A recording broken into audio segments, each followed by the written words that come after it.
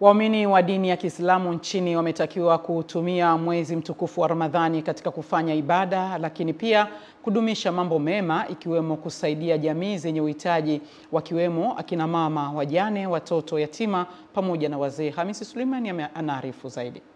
Wito huo umetolewa na mkurugenzi wa taasisi ya Kiislamu ya Khidmatul Umma Sheikh Arif Suria jijini Dar es Salaam wakati wa kutoa vyakula na futari kwa kaya 200 za wazee, maimamu, walimu wa madrasa pamoja na watoto yatima. Alhamdulillah, kama tunapojua mwezi mtukufu wa Ramadhani, kila utakapofuturisha Allah Subhanahu wa Ta'ala anakupa ujira wa kila mtu utakayefuturisha.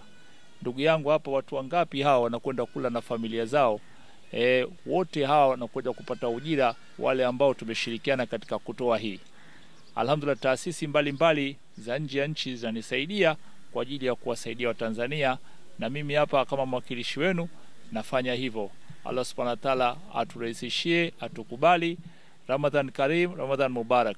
Baadhi ya wananchi waliofaidika wameshukuru taasisi hiyo ambayo kwa mara 3 mfululizo imekuwa ikiwakumbuka wananchi wenye uhitaji hasa katika kipindi hiki cha mfungo wa mwezi mtukufu wa Ramadhani.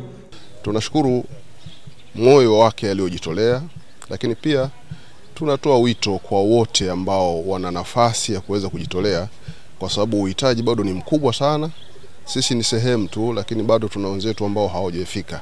Kwa hiyo watu maeneo mbalimbali Tanzania wanaweza wakajitolea ili kuwaona wale wahitaji ambao bado ni wengi, na kuna wengine pia hawajafikiwa. Sababu wa watu wanajitolea kila siku katika maisha yao. Tunaomba inapotokea kipindi kama hiki cha ugawaji wa sadaka za iftari, daku, basi kipaumbele cha kwanza kiende kwa maimamu na kwa walimu wa madrasa. Na kama mtu atakuwa ametoa sadaka yake kuwapa maimamu na walimu wa madrasa, atakuwa amepata malipo mara 2. Kwanza amepata malipo ya kutoa sadaka kwa kumpa huyo mtu, lakini pili atapata malipo ya kuimarisha Uislamu.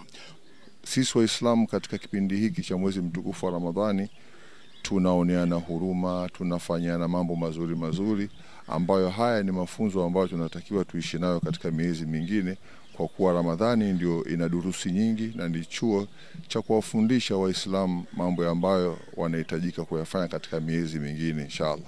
Hamisi Suleiman, Channel 10, Dar es Salaam. Wajumbe wa kamati ya usalama ya wilaya ya Ruangwa mkoani Lindi wamesema wilaya hiyo ni miongoni mwa wilaya ambazo wananchi wake wanatii utawala unaozingatia sheria za nchi na haki za binadamu, jambo linalosababisha